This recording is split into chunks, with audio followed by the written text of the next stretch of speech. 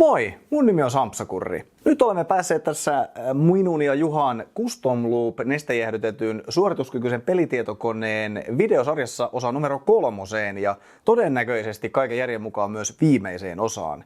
Ja nyt ollaan siinä pisteessä tätä hommaa, että tämä Custom Loop on saatu kasaan, myös tietokone on saatu kasaan, täytettyä toi Custom Loop, testattua myös, että kaikki toimii ja tietokone on puutattu ensimmäistä kertaa BIOSiin. Tällä videolla nyt sitten käydään läpi vähän, että miten tätä Custom Loopia, näitä tuulettimia säädetään, kun prosessoria ruvetaan rasittamaan. Ja sen jälkeen sitten myöskin vähän melutasoihin keskitytään, koska vakiona tämä on aika äänekäs, varsinkin näillä nykypäivän prosessoreilla. Ja sitten vielä lopuksi tutustutaan tämän tietokoneen suorituskykyyn. Eli ajetaan prosessoritestinä Cinebench R24 ja sitten tuolla 3D-puolella 3D Mark TimeSpy Extreme ja sitten Cyberpunkin toi benchmarkin läpi. Ennen kuin hypätään tämän tietokoneen, Custom Loopin ja asetusten kimppuun, niin sana tämän videon sponsorilta Honorilta. Täysin uusi Honor Magic 6 Lite. Ultrakestävä antidrop-näyttö 360 asteen suojauksella. IP53 vesi- ja pölysuojaus. Lataa kerran, käytä 2 päivää. Honor Magic 6 Lite. Kaikki on nyt tässä alkutilanteessa vakiona. Aloitetaan sillä, että pistetään tähän nyt lasipaneeli kiinni, kuten valmissa tietokoneessa. Ihan just. Noniin. Noniin, elikkä nyt meillä on suljettu kotelo ja tuulettimet hoitaa siellä ilman virtausta, eli alhaalta puhalletaan viileitä ilmaa sisään, samoin täältä takapuolelta viileitä ilmaa sisään. Ja lämmintä ilmaa sitten puhalletaan täältä takaa ulos ja sitten tästä jäähdyttimen läpi tämän Custom Loopin kierron jäähdyttimeen ja näillä tuulettimilla sitten lämpimät ilmat katosta pihalle. Prosessorinahan meillä oli tosiaan 14900K Inteliltä ja sitten RTX 4090 Nvidialta, joten suorituskykyä riittää, kuten myös sitten lämmön tuotto on aika lailla kohdillaan. Jos me nyt puututaan ensimmäistä kertaa tänne BIOSiin, niin pistetään täältä XMP-profiili käyttöön muisteille, eli muistien nopeus ja asetukset kuntoon ja annetaan nyt kaikki olla muuten vakiona. Eli tämä on se, mitä käytännössä aikaan saadaan, kun virrat päälle ja ainoastaan XMP-profiili säädetään ja puututaan Windowsiin. Täällähän on nyt tämä viime aikoina puhetta herättänyt Asus Multicore Enhancement-ominaisuus, joka on autoasennolla vakiona ja nyt on raportoitu viime aikoina Core i9 13 ja 14 sukupolven prosessoreilla epävakausongelmia, kun on käytetty näitä emolevyvalmistajien ja miksei Intelinkin hyväksymiä vakioasetuksia, jotka itse asiassa poistaa kaikki rajoitukset tältä prosessorilta. Ei ole tehonkulutusrajaa, lämpötilaraja on 100 asteessa ja aika lailla sinne tässä sitten noustaan. Kaikki virrankulutusrajat sun muutkin on aika lailla kytketty pois päältä. Nythän Inteliltä on tullut sitten tämmönen Intel Baseline BIOS-päivitys, joka sitten rajoittaa tämän prosessorin 250 wattiin. Sitä ei nyt ole vielä tähän tietokoneeseen emolevyyn asennettu, koska se myös samalla sitten laskee vähän sitä suorituskykyä, koska meillä on Custom Loop prosessorilla, niin yritetään nyt ainakin näillä niin sanotuilla vanhoilla kunnon asetuksilla, jotka vielä sitä suorituskykyä mahdollisesti maksimit, niin tämän Custom Loopin kanssa sitten käyttää ja katsotaan millaista tästä saadaan irti niillä. Jos jotain epävakausongelmia jollain esiintyy, niin suosittelen kyllä nyt sitten käyttämään sitä uutta Intel Baseline BIOSia ja niitä asetuksia sen vakauden saavuttamiseksi, koska kuitenkin se vakaa tietokone on se ensisijainen tavoite. Mennään näillä ja sitten toinen asia, mikä täytyy nyt huomioida, on se, että meillä on tämä Corsairin IQ Link-systeemi käytössä ja kaikkia tuulettimia ohjataan sen kautta ja näillä hubeilla, joten meillä ei ole emolevyllä itse asiassa nyt kytkettynä mitään tuuletinta. Perinteisessä kotelossa ja Custom Loop-kierrossa ehkä näitä tuulettimia ohjattaisiin emolevyn tuuletinliitännöillä ja niitähän pystyy sitten ohjelmallisesti säätämään Windowsista tai sitten täältä ihan jopa täältä BIOSista käsin täältä QFan-kontrollilla ja kaikilla emolevyvalmistajilla nyt on omat tuuletin säätömahdollisuudet. Mutta koska meillä on käytössä tämä IQ Link-systeemi ja mitään ei ole kytketty emolevylle, niin täältä täytyy vielä pistää sitten FunSpeed Monitor ja prosessorin tämä FunSpeed, niin ignore siihen, ettei se valita siitä. Ja sitten laitetaan täältä asetukset käyttöön ja bootataan Windowsiin. No niin, nyt ollaan Windowsissa ja tosiaan näitä Corsairin vehkeitä ohjataan tällä IQ-sovelluksella ja kaikki nyt näkyy tässä päänäkymässä ja näitä voit sitten täältä valita ja säätää niihin liittyviä muun muassa jäähdytysparametreja, kuten sitten jokaisen tuulettimen kierrosnopeus erikseen. Ja siellä on valmiita profiileita, Quiet, Balanced ja Extreme, ja sitten pystyy tekemään siihen kylkeen vielä omia profiileita, miten sitten haluaakin säätää sitä, millaisilla käyrillä. Nyt on tilanne se, että vakiona kaikissa tuulettimissa on käytössä Balanced-profiili. Ja tässä ei nyt taida nähdä, että millainen se Balanced-profiili on, joten käytännössä tarkoittaa sitä, että ei ole nyt ehkä tuulettimet täysillä siellä, mutta ei myöskään hiljaisin asetus. Laitetaan Cinebench 2.4.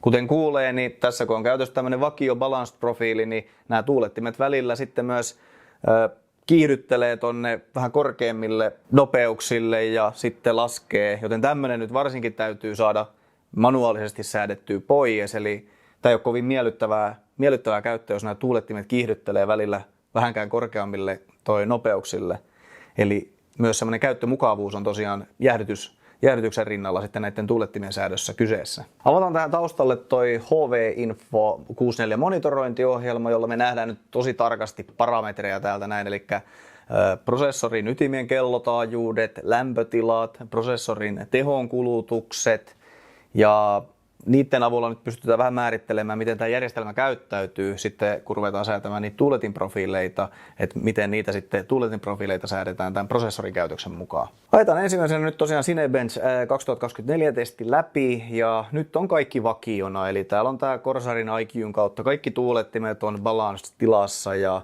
prosessori on tosiaan sillä emolevyn vakio auto-optimized asetuksella, joten ei muuta kuin pistetään tämä kaikkien ytimien testi rullaamaan.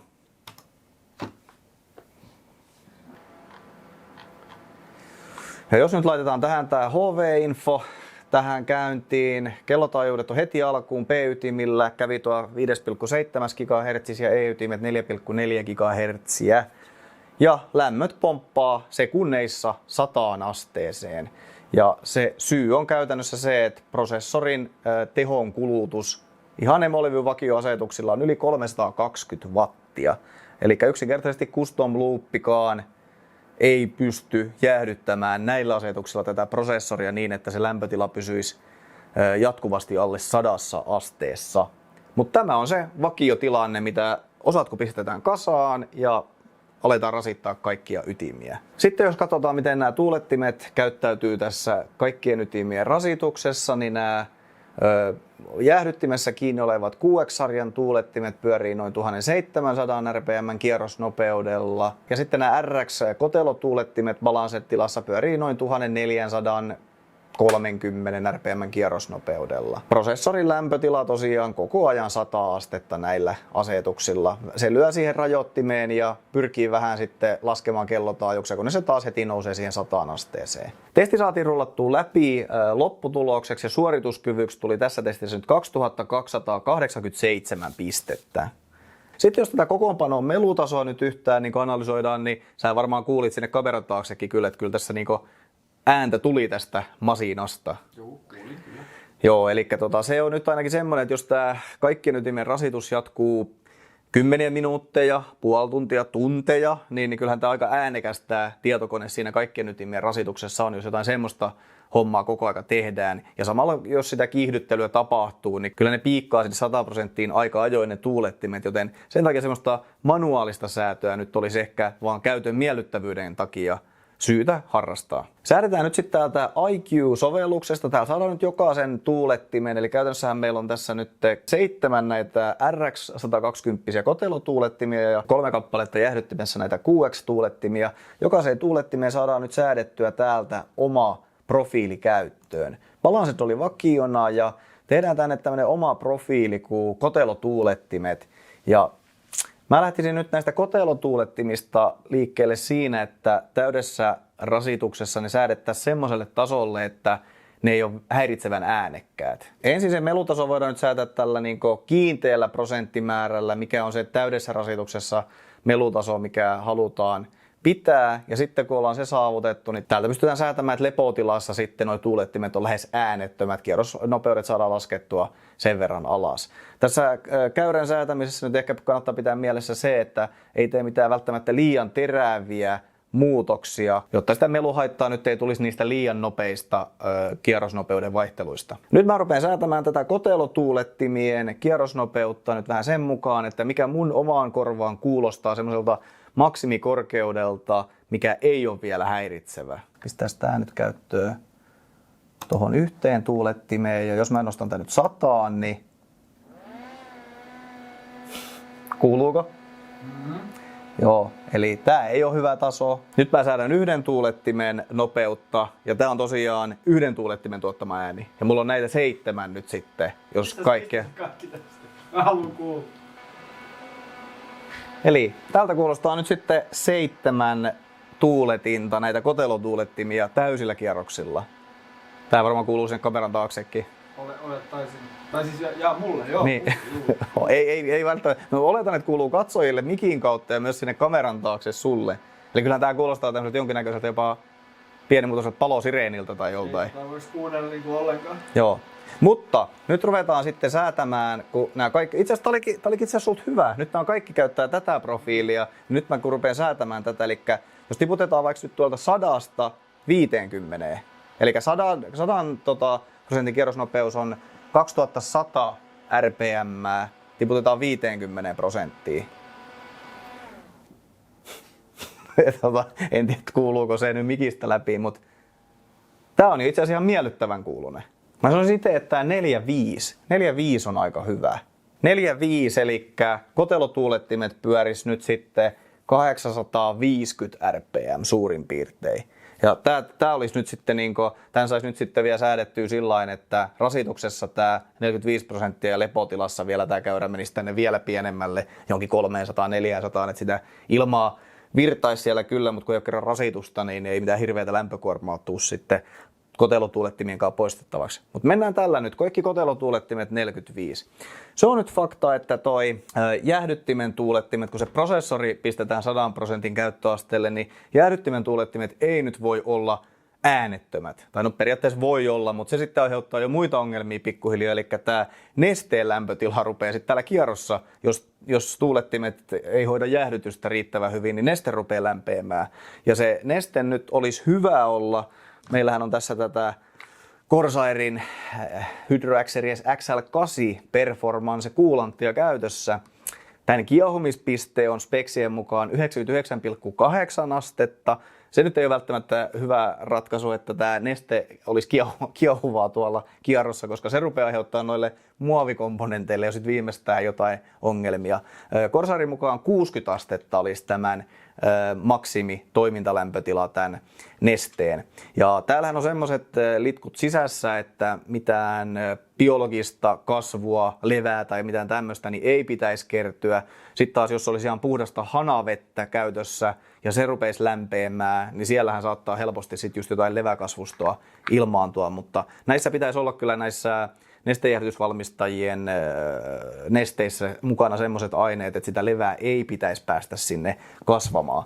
Mutta nyrkkisääntönä nyt sanotaan jo tämän nesteen speksien mukaan, niin se nesteen lämpötila olisi hyvä olla alle 60 astetta. Että ainakin silloin ei pitäisi tulla mitään ongelmia minkään suhteen. Yksi asia, mikä on kätevä vielä näissä Corsarin IQ Link-vehkeissä, niin näähän tosiaan mittaa myös kiertävän nesteen lämpötilaa. Eli täällä on tuon prosessoriblogin lämpötilaa ehkä mitattuna jostain kylmälevystä, se on vähän lämpimämpi. Ja sitten täältä pumpulta tosiaan tuon nestesäiliön lämpötila. Tuossa on näköjään parin asteen ero, mikä on tuolla säiliön lämpötila ja sitten tuolla prosessorijäähdytysblogissa. Säädetään nyt sitten näitä 3- ja 6-sarjan tuuletinta täältä jäähdyttimeltä. Pistetään niitten profiili nyt eri kuin toi kotelotuulettimien profiili. Nostetaan niitten, toi oli 45%. 850 RPM oli toi kotelotuulettimet. Nostetaan tää nyt vähän korkeammalle. 100% kuulostaisi tältä. –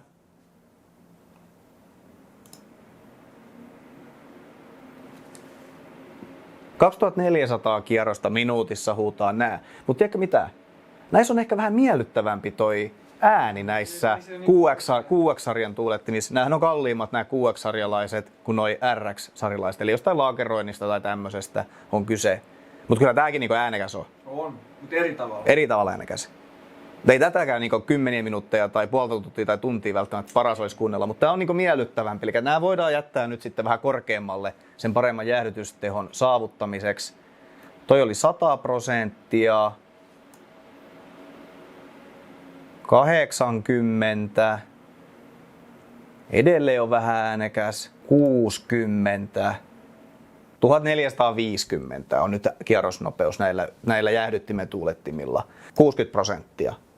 Jos nyt mietitään niin suhteutetaan, että mikä tämän myllyn suorituskyky on täydessä prosessorirasituksessa, jos melutaso on tämä, niin mä oon henkilökohtaisesti aika tyytyväinen.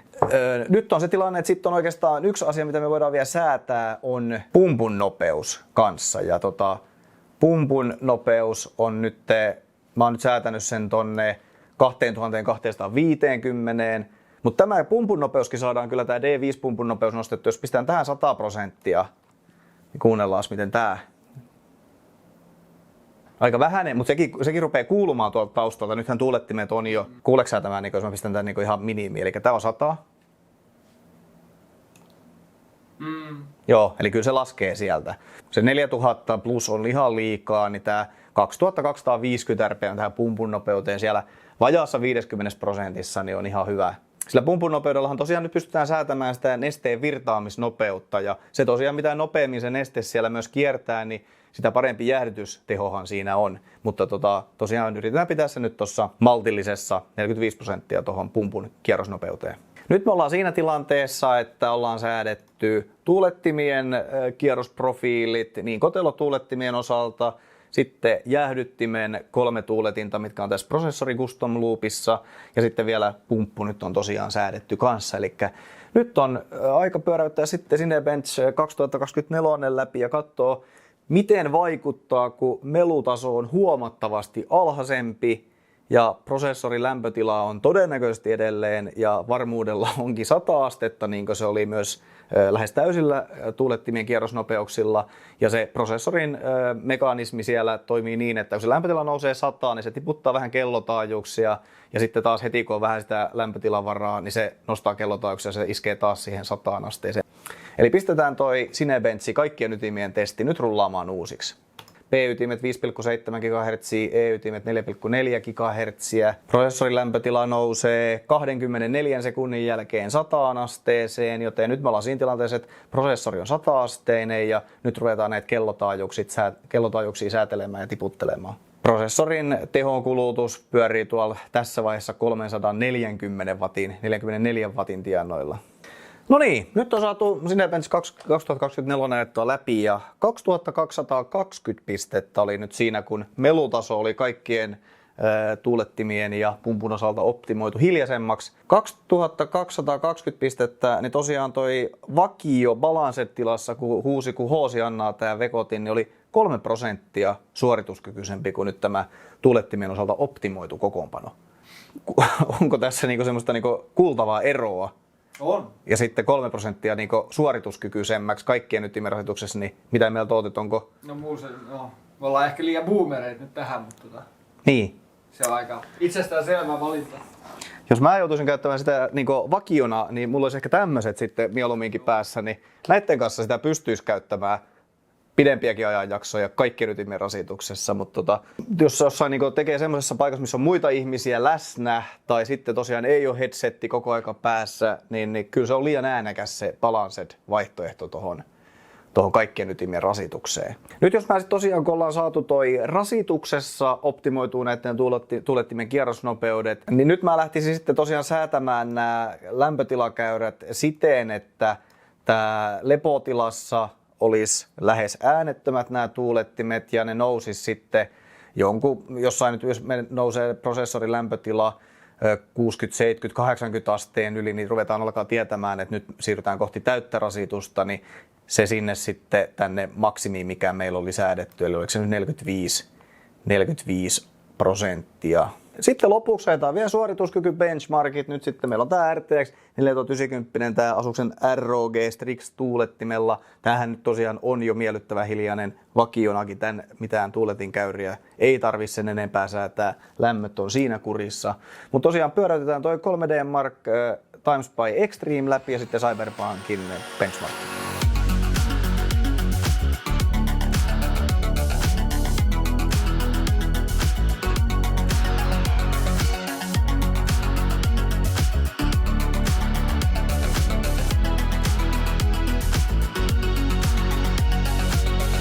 niin, 3D Mark TimeSpy Extreme 4K-resoluutiolla rullas 18 416 pistettä kokonaistulos, 19 534 grafiikkatestin tulos ja 13 907 prosessoritestin tulos. Jos verrataan tuota tulosta, nyt meidän 4 vuotta sitten tehtiin myös tämmönen Custom Loop-tietokone ja silloin oikein ajamalla ajettiin ja ylikellotettiin Suomen ennätystä tuossa TimeSpy Extremeissa ja silloin meillä oli käytössä Ryzen 9 5950X-prosessori ja GeForce RTX 3090 näytönohjain. Silloin kokonaistulos oli noin 11 500 pistettä, joten nyt kaikki vakiona 4 vuotta myöhemmin, niin ollaan jo tuolla 18 500. Sitten ajettiin Cyberpunk 2077 benchmarkin läpi 4K-resoluutiolla ja säteenseuranta Overdrive plus kaikki herkut siihen päälle, niin 108 fps keskimääräinen ruudunpäivitysnopeus. Joten nyt ollaankin sitten siinä tilanteessa, että Juha, kun ei ole onneksi paikalla, niin meikäläinenhän voisi tästä ehkä ottaa itselleni uuden pelitietokoneen pyörävajaan, ei kerrota Juhalle sitä. Jos tykkäsit tästä videosarjasta tai videosta, niin heitä yläpeukkuja. Jos tämmöiset suomenkieliset tekniikkaiset videot kiinnostaa, niin tilaa ihmeessä meidän kanavan. Kiitos. Lisää rautaa taas seuraavalla videolla. Moro!